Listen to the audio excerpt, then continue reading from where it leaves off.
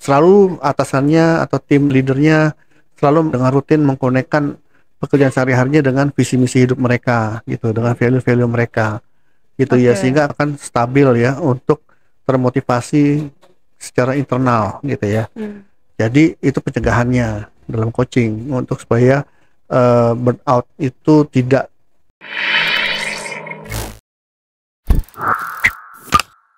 Biasanya kan kalau misalkan orang-orang kerja tuh kayak mau timnya, mau leadernya, bahkan bisnis ownernya, itu pasti kayak tanpa sadar pernah burn out ya coach ya. Oke. Tapi sebenarnya kalau misalkan kita balik lagi tuh sebenarnya burnout ini tuh bukan akhir, justru ini bisa Mm-mm. jadi titik balik ya coach ya. Nah Betul. sebenarnya gimana sih coaching itu bisa membantu seseorang untuk keluar dari burnoutnya coach?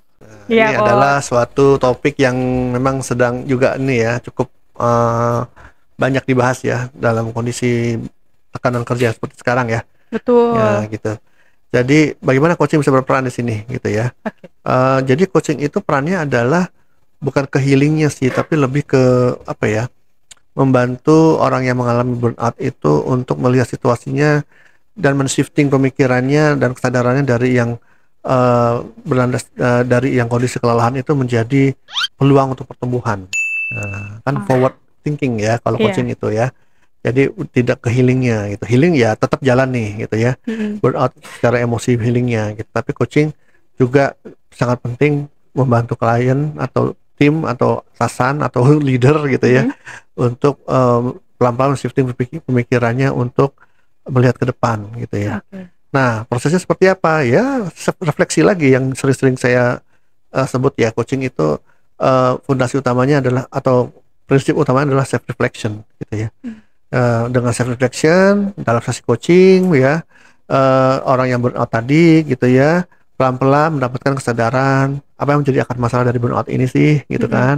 Kemudian pelan-pelan juga dengan coaching orang tersebut dipertemukan kembali atau dikonekkan kembali dengan visi misi hidupnya dan nilai-nilai penting dalam hidupnya yang memotivasi dia untuk terus berjuang gitu kan. Oke. Konekkan lagi gitu, baru setelah itu menyusun goal strategi untuk bisa kembali bangkit ya Mm. dari burnout ini gitu, intinya sih seperti itu. Tapi mungkin nggak Oke. langsung cepet ya. Iya.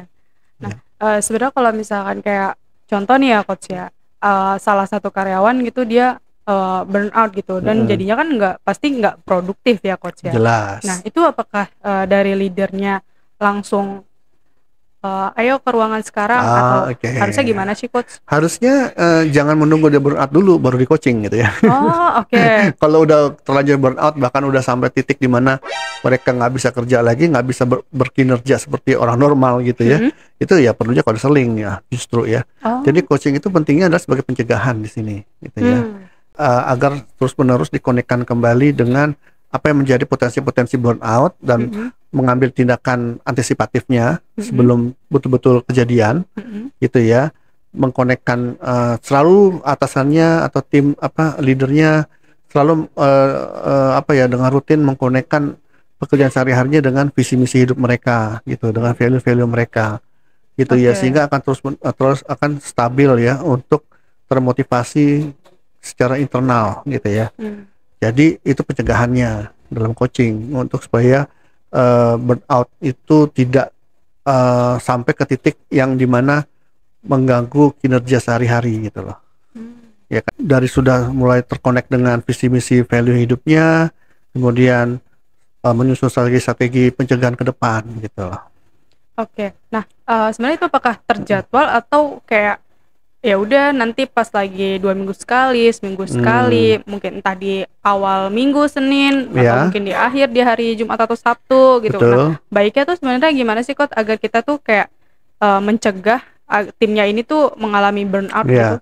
Jadi kalau mencegah itu harus di proses coachingnya dilakukan dengan terjadwal ya, gitu ya. Oke. Eh, di samping membahas pekerjaan sehari-hari, Mm-mm. tapi juga di tengah-tengah itu ada jadwal atau ada sesi percakapan yang fokus untuk pencegahan burnout gitu loh. Hmm. Ya itu sangat penting. Ketimbang hanya fokus coaching tentang pekerjaan sehari-harinya aja gitu ya. Mm-mm. Ya kalau mau diintegrasikan juga dengan coaching sehari-hari bisa sih gitu ya. Yang penting bisa tahu nih leadernya nih segmen atau fase di mana membahas tentang pencegahan burnout yang mungkin akan terjadi dalam ketika dia menjalankan pekerjaan sehari-harinya itu. Hmm. Gitu. Oke. Nah, kalau misalkan si leader ini kurang kurang apa ya, kurang pendekatannya gitu ya ke tim ini. Nah, sehingga terjadi si tim itu tuh kayak udah menunjukkan burnout-nya, kayak ibaratnya kita minta kerjaan A kok molor, kayak itu kan pasti kan kayak mungkin ada yang lagi dirasa atau kayak dari di kondisi burnout ya coach ya. Nah kalau misalkan udah burnout gitu, apakah kita masih bisa dengan coaching atau harus konseling coach? Iya, jadi bisa berbarengan ya gitu ya. Oh, okay. Yang atasannya kan dia nggak bisa melakukan konseling secara klinis ya. Yang atasan lakukan bisa menerapkan teknik coaching kepada timnya dalam bentuk yang tidak misalnya tidak menjudge gitu ya. Biarkan mereka mengekspresikan burnout-nya tanpa judgement. Banyak-banyaklah melakukan acknowledgement, validasi emosi ya kepada timnya gitu ya, sehingga dia merasa didengar, merasa diakui, merasa atasnya itu melihat dia gitu ya secara the whole person, tidak sekedar transaksional gitu ya. Jadi benar-benar atasnya mengakui dan memberikan empati dan validasi emosi kepada mereka yang burnout ya, sehingga mereka tidak merasa dijudge tapi merasa kayak diakui ya, dihargai dan diakui bahwa mereka burnout gitu loh. Gitu. Nah, itu yang bisa atasan lakukan. Di samping itu, kalau memang sudah mengganggu kinerja sehari-hari, ya sudah saatnya mereka harus ke konseling gitu ya. Jadi nanti atasannya supportnya ya seperti itu tadi itu aja gitu ya. Pelan-pelan kalau mereka lihat perkembangan sudah semakin baik, baru fokus ke goal, ke tujuan dan strategi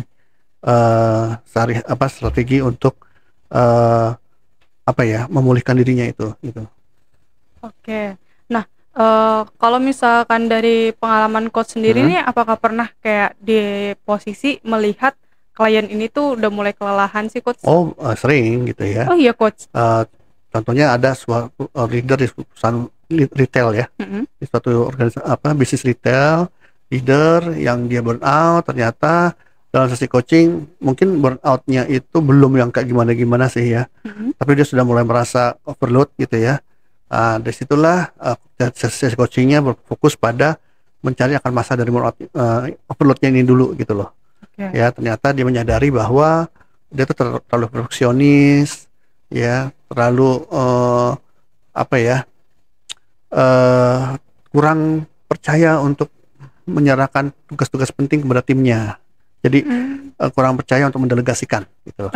Akhirnya banyak yang dia kerjakan sendiri, akhirnya bertumpuk-tumpuk, akhirnya nggak selesai semua gitu. Dipendam sendiri ya coach ya? Iya gitu ya, timnya hanya mengerjakan prosedur SOP yang biasa aja gitu loh. Ternyata itu yang bikin dia burnout gitu kan. Akhirnya dalam coaching juga mereka menyadari itu dulu nih, mereka sadar dulu nih itu yang menjadi isu. Kemudian baru dari situ dengan teknik juga bagaimana mereka bisa mendapatkan ownership dan grow mindsetnya ya, untuk bisa memikirkan apa yang harus dilakukan selanjutnya gitu ya. Mindsetnya diubah, misalnya tadi bahwa perfeksionisme ini penting nggak sih sebetulnya, harus nggak sih perfect gitu ya, dan kemudian apa sih yang membuat dia tuh merasa tidak mau atau tidak percaya dengan timnya dalam menjalankan pekerjaan ini gitu. Ternyata dari sekian banyak pekerjaan yang dia kerjakan itu yang sebetulnya bisa didelegasikan oleh timnya 80% gitu kan.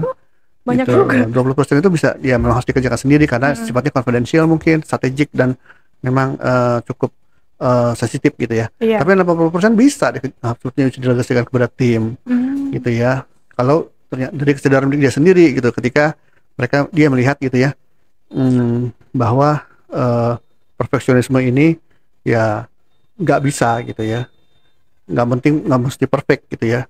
Dia harus legowo untuk bisa menyerahkan tugas ini ke tim dan membiarkan tim menjalankan dengan cara mereka dengan hasil yang sudah ditetapkan gitu kan. Jadi akhirnya kan kinerjanya dia dengan timnya meningkat gitu ya. Ya menurut dia sih sekitar meningkat 20%-an lah gitu ya. Tapi kan memang nggak ada ukuran yang jelasnya, itu kan persepsi ya. Yang jelas dia happy gitu. Contoh salah satunya dari sekian banyak gitu. Kan lebih ke arah kualitatifnya yang dirasakan gitu. Nah, sebenarnya kalau misalkan kayak biar misalkan nih saya sebagai leader gitu ya coach ya, dan tim itu lagi burnout. Sebenarnya kita kayak harus bisa menumbuhkan kepercayaan dari si timnya ini juga ke kita ya coach, agar dia Betul. tuh terbuka sebenarnya ada Iya, apa sih, iya, masalahnya apa, kenapa iya, dia bisa burnout itu kan ya coach betul. ya. Ya, trust ini kan nggak bisa ditumbuhkan oleh satu pihak, harus dua pihak. Oke. Kalau misalkan kayak ibaratnya dari sisi leadernya itu gimana caranya biar dia tuh bisa memposisikan dia sebagai seorang coach. Misalkan gini, ada leader yang dia terlalu berteman banget sama si Oh, tim, oke. ada juga dia yang mungkin masa bodoh gitu sama timnya. Ya udah asal Ah, asal ini kerjain kayak gitu doang, misalkan ya, kayak antara atasan dengan bawahan. Nah, ya. sebenarnya kalau misalkan kita sebagai leader itu eh, baiknya agar kita menjadi coachnya dia dengan baik tuh gimana sih coach? Oke, jadi ada dua polar nih ya. Mm-mm. Jadi ada polaritas, yang satu leader yang terlalu baik, pada terlalu dekat hubungannya dengan tim, terlalu Mm-mm. baik, yang sudut sisi yang lain ada yang terlalu jauh ya, hanya Mm-mm. memberikan tugas-tugas gitu ya. Iya. Sebagai seorang leader yang mempraktikkan coaching harus kayak gimana gitu Mm-mm. kan? Ya di tengah-tengah gitu ya. Oke. Berarti ada kala dia menjadi yang hanya ya udah kan Iya, dirimu tim gitu kan. Ada betul, juga kalanya kan ibaratnya udah kayak temen nih kayak gitu. betul. Berarti di tengah-tengah ya coach Iya, ya? jadi gini, harus bisa fleksibel ya. Nah, Oke. sesuai dengan coaching mindset itu sendiri ya, flexibility gitu ya. Jadi dua polar ini, sudut yang saling spektrum yang saling bertentangan ini, dia harus bisa dengan smooth bergerak kiri kanan gitu loh. Oh, Ya oke. kan? Nggak hanya satu titik aja, titik lain. Mm-mm. Ya, jadi nggak hanya stick atau permanen di satu titik, tapi dia bisa adaptif, ya, dan bisa fleksibel untuk bergeser kiri kanan sesuai dengan kebutuhan gitu loh, sesuai dengan Hmm, kondisi. oke. Kadang-kadang dia memang perlu menjalin trust dan intimasi kepada timnya, Mm-mm. sisi lain dia perlu juga untuk fokus ke tugas gitu. Oke. Iya sih benar Coach. Nah, itu Mm-mm. mungkin dari mindset si leader ya Coach ya, gimana dia Iya. bisa secara fleksibel memposisikan dia ketika menjadi teman dan Mm-mm. ketika dia menjadi leader ya Coach ya. Yes. Itu baru leader yang emang dia memposisikan diri sebagai coach. Ya. Oke. Oh, thank you banget nih Coach Siap, atas sama-sama. pengetahuan dan pencerahannya terkait coaching yang bisa diterapkan oleh leader. Ya. Buat teman-teman yang ingin bertanya seputar coaching, langsung aja tulis di kolom komentar ya. Jangan lupa subscribe channel ini dan aktifkan loncengnya. Cukup sekian dari aku Aulia. Saya Ditya Mijaya. Sampai Sampai jumpa. jumpa.